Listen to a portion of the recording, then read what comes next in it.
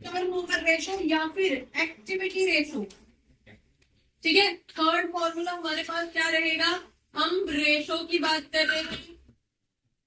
Cover हो रहा है उसको या नहीं, चलो यहाँ पे हमारे पास थर्ड वाला जो फॉर्मूला आ रहा है, फर्स्ट हम कर चुके हैं करंट रेशो मतलब लिक्विडिटी रेशो, हो गया डन।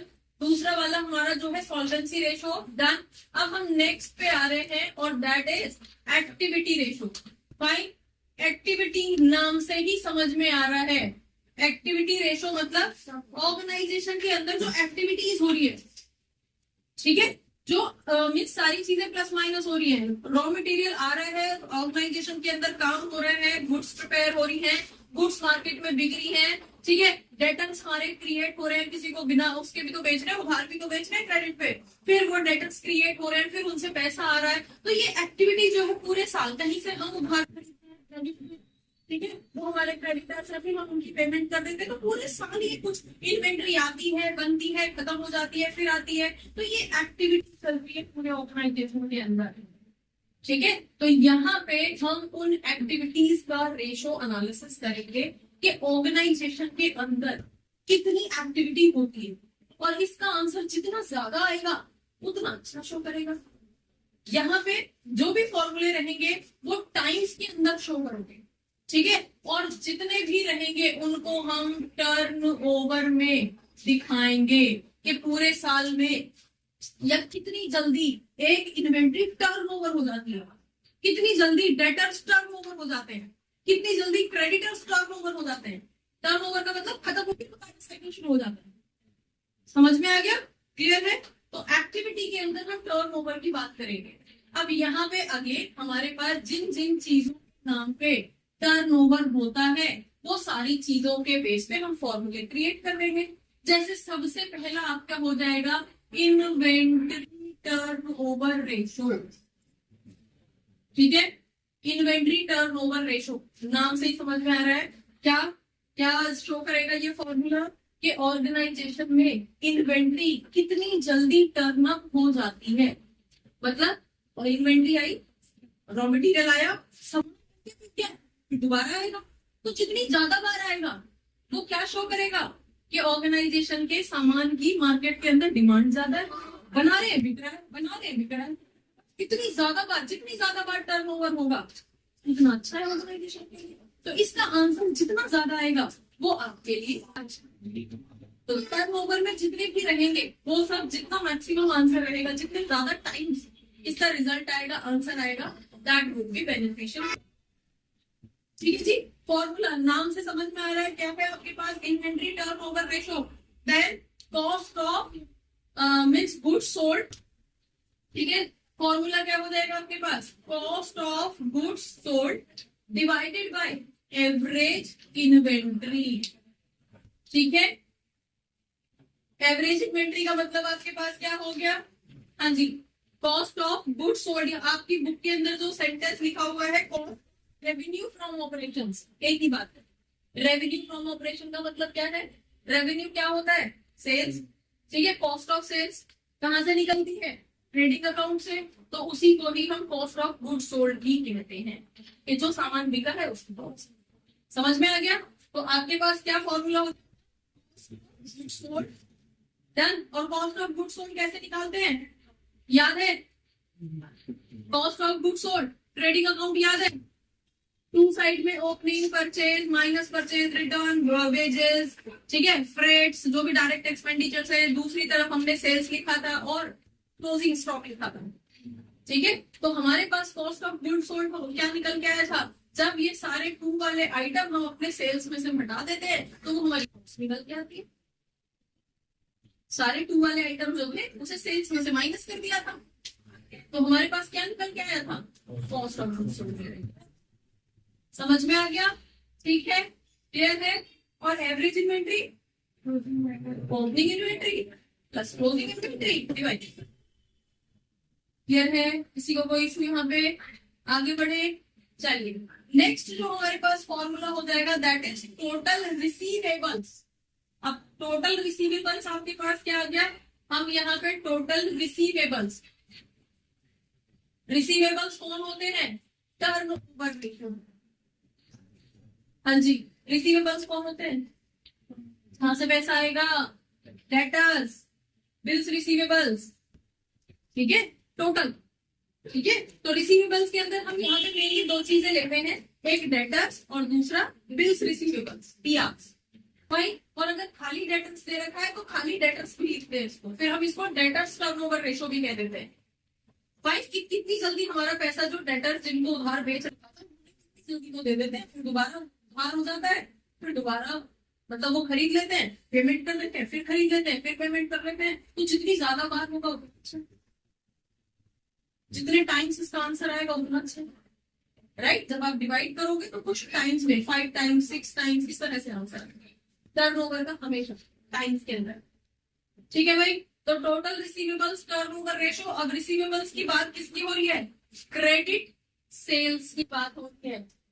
क्रेडिट सेल, सेल ही तो किया है, उधार बेचा है, ठीक है, डिवाइडेड बाय एवरेज रिसीवेबल्स। तो यहाँ पे आपके पास फॉर्मूला क्या हो जाएगा, credit sales divided by average receivables.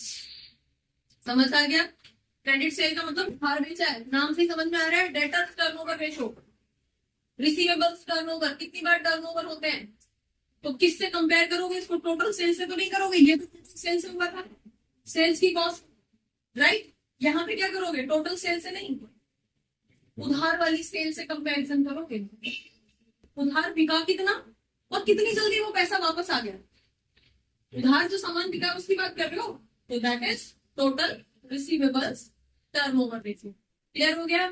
यही सिमिलरली आपके पास कुछ टोटल पेबल रेशो भी आ सकता है, पेबल्स रेशो, पेबल मतलब जिनको पे करना है, और पे किसको करोगे, जिनसे उधार खरीद रखा है, राइट।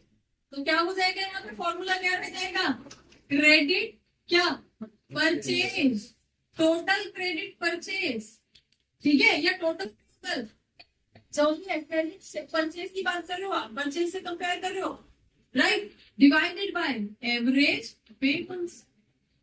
अब कौन कौन आएंगे इस एवरेज पेबल के अंदर, बिल्स पेबल, क्रेडिटर्स, वो दोनों यहाँ पे। अगर बिल्स पेबल नहीं है तो क्रेडिटर्स टर्नओवर रेशो भी बोला जाता है। समझ में आ गया, तो इसको हम क्रेडिटर्स टर्नओवर रेशो भी कह देते हैं। डन, इसको हम डेटर्स टर्नओवर रेशो भी कह देते हैं, और ये तो हमारा इन्वेंट्री टर्नओवर रेशो है। डन, नेक्स्ट आपका working capital turn, working capital, working capital turnover ratio. बता दो जरा वर्किंग कैपिटल क्या होता है, working capital current assets minus current liabilities, आपका वर्किंग कैपिटल होता है, जिसको नेट वर्किंग कैपिटल बोलते हैं। अभी तो सिर्फ वर्किंग कैपिटल है आपके इसमें, जब आप आगे ग्रेजुएशन में जाओगे तो आपको ये नेट में पढ़ने को मिलेगा, net working capital, gross working capital, ठीक है। तो अभी सिर्फ वर्किंग कैपिटल है, इसका मतलब नेट की बात करेंगे आप, ठीक है। तो यहाँ पे current assets minus current liabilities. अब वर्किंग कैपिटल का मतलब है आपके रूटीन के खर्चे, वर्किंग कैपिटल रूटीन में यहाँ से पैसा आ रहा है, यहाँ खर्च हो रहा है, रूटीन की बात कर रहे हो। वर्किंग कैपिटल डेली वर्किंग जो हो रही है उसके लिए जो पैसा लगाना पड़ रहा है, दैट इज वर्किंग कैपिटल, ठीक है। अब ये कहां से होगा, कहां से कंपेयर करोगे, कहां से ये पैसा आ रहा है, जो रूटीन की सेल्स हो रही है, रूटीन में सेल हो रही है, पैसा आ रहा है, रूटीन में खर्च हो रहा है, तो उन दोनों का कंपैरिजन कितना आ रहा है और कितना रूटीन में खर्च हो रहा है। तो आपके पास जो फॉर्मूला हो जाएगा, रेवेन्यू फ्रॉम ऑपरेशन कह सकते हो, या फिर बेसिकली सेल्स कह सकते हो, डिवाइडेड बाय वर्किंग कैपिटल। समझ में आ गया। बुक के अंदर इसका जो वर्ड लिखा हुआ है that is revenue from operations. तो रेवेन्यू फ्रॉम ऑपरेशंस को सेल्स कहते हैं, ठीक है। वहां पे डैश करके स्लैश करके के लिए स्टार लगा के जैसे चाहे लिखिए, जिससे कि तुम इसको सिंपल समझ सको कि इसको बोलते क्या है। नहीं तो टेक्निकल वर्ड्स में घुस जाते हो, अरे रेवेन्यू फ्रॉम ऑपरेशन क्या चीज होती है, यहाँ तो सेल्स दे रखी है, रेवेन्यू फ्रॉम ऑपरेशन क्या है, ठीक है। समझ में आ गया। Next one is fixed assets. यहाँ पे कर दो, एक इधर से निकाल देते हैं। हाँ जी, फिक्स्ड एसेट्स नाम से समझ में आ रहा है क्या है, फिक्स्ड एसेट्स टर्नओवर रेशो, बता दो जरा फॉर्मूला क्या रहेगा इसका। हाँ जी, fix assets sales upon fix assets. हाँ जी, क्या रहेगा? सेल्स अपॉन मतलब वही रेवेन्यू फ्रॉम सेल्स। ठीक है, तो आपके पास sales upon net fixed assets. Net fixed assets, net fixed assets का मतलब क्या है? जो भी फिक्स्ड एसेट्स है उसका जो भी डेप्रिसिएशन दिया है उसे हटा दो, बचे हुए जो एसेट्स होंगे वो आपके नेट एसेट होंगे। समझ में आ गया? और फिक्स्ड एसेट्स की बात हो रही है, करंट एसेट्स नहीं होंगे। तो फिक्स्ड एसेट्स कौन कौन से होंगे आपके? अभी प्रॉपर्टी, क्या है हेडिंग बोलो प्रॉपर उसकी? Property plant and equipment, property plant equipment and intangible asset, intangible assets. आधा बोला था, property plant equipment and intangible assets. ठीक है, तो उस कैटेगरी में जो भी हो वो सारे यहाँ पे नेट करके, डेप्रिसिएशन जो दे रखा है माइनस करने के बाद। ठीक है, अभी मैं तुम्हारे पास कर। Next one is net asset और कैपिटल एम्प्लॉयड टर्नओवर। यहां से समझ में आ गया कितनी जल्दी आपके फिक्स एसेट्स जो है वो टर्न अप हो रहे हैं, राइट?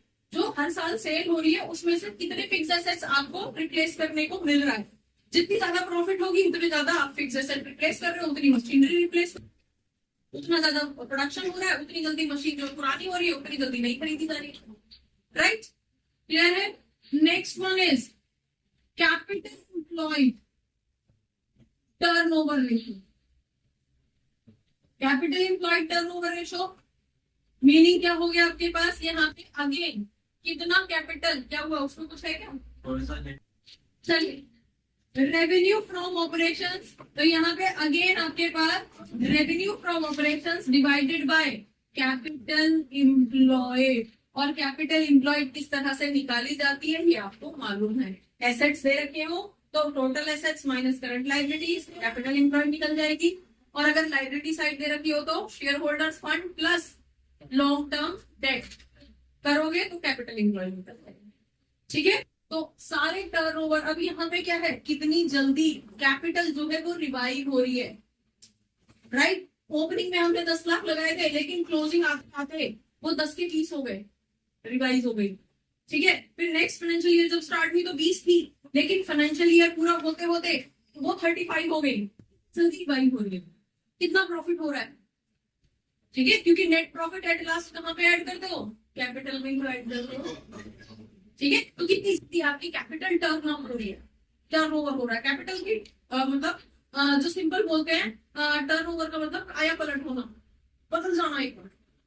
ठीक है, तो स्टार्टिंग में रॉ मटेरियल था वो कितनी बार बदल रहा है, डन? तो जितनी ज्यादा इन चीजों के आंसर्स आएंगे, जितने ज्यादा टाइम्स इसके आंसर्स आएंगे, वो आपके लिए उतना ही फेवर, उतना ही जो है ऑर्गेनाइजेशन के लिए पॉजिटिव शो कर रहा है, वो ऑर्गेनाइजेशन उतना ही ज्यादा सक्सेसफुल है। डन? समझ में आ गया? तो कौन सी वैल्यू आपको ढूंढ के वहां से निकालनी है ये क्लियर है? डन? चलो करना स्टार्ट करो उसके क्वेश्चंस। बच्चों होपफुली बहुत सारे डाउट्स इस क्लास से रिलेटेड, इस टॉपिक से रिलेटेड आपके क्लियर हुए होंगे इस क्लास को देखने के बाद में। अगर रियली आपके कुछ डाउट्स आपको ये क्लास अच्छी लगी है तो आप इसको लाइक करिए, सब्सक्राइब करिए और अपने फ्रेंड्स के साथ शेयर करो।